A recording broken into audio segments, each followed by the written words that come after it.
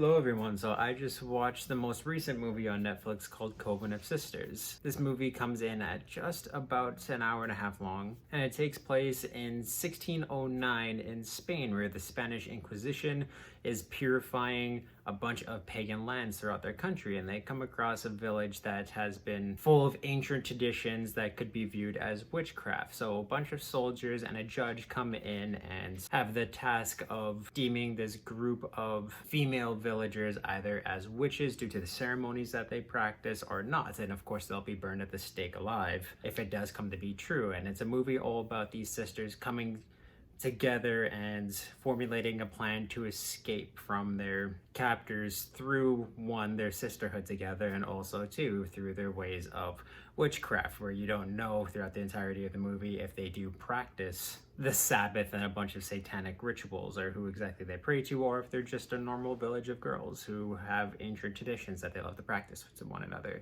So without further ado, let me get into my review for Coven of Sisters. So right off the bat, the acting in this movie is pretty fantastic, especially from the group of female leads, where they're able to transform their characters from being scared by their captors to truly embracing their plan to escape from them and performing rituals and improvising their acts to escape from their captors. And it is pretty amazing what they're able to do kind of on the flick of the switch. And they embodified some of like the horror and then just confidence that they needed to have for this plan to fully come through, which was, like I said, the performances in this movie are really, really good all around. It does swap between English and Spanish. English mostly when they're talking about the church and like the members of the Spanish Inquisition and the church at the time, but all the girls in the movie speak Spanish, and they're able to, like I said, just flip in between them seamlessly and have it all make sense, where it's not just English comes in at points where it's easier for the actors. It all makes sense according to the characters and the time and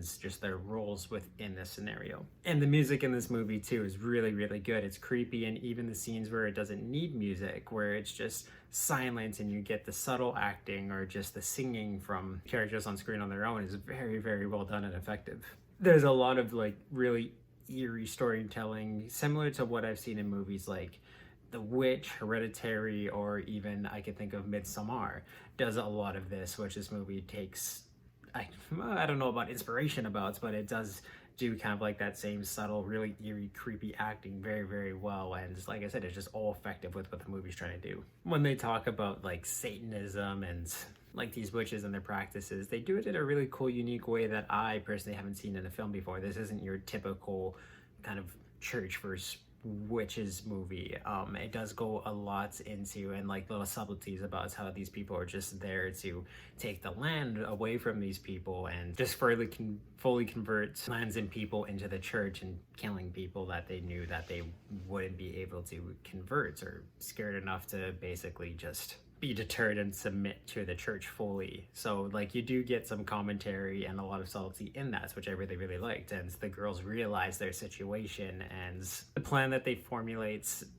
Like, I'll get into the ending of this movie a little bit without giving spoilers, but I did like their plan, and just like I said, the ritual that they were able to create and convince these people that they were witches and they were not to be trifled with on their land. And like I said, it's just something really unique compared to a lot of the witches versus church movies that we've seen in the past, which can be really tropey, predictable, and a bunch of other things that this movie was able to shy away from, and I respect it quite a bit. The ending of this movie, however, fell pretty flat to me. Basically what it does is it leaves three interpretations open for people kind of to, like I said, just give their own take about what happens. And I'm not going to go into spoiler's sake, but for me, each three of these scenarios do fall very flat and underwhelming to me, where this movie could have taken some different directions with the ending that could have been way more effective for the people. And it just, a lot of the film kind of feels empty and a little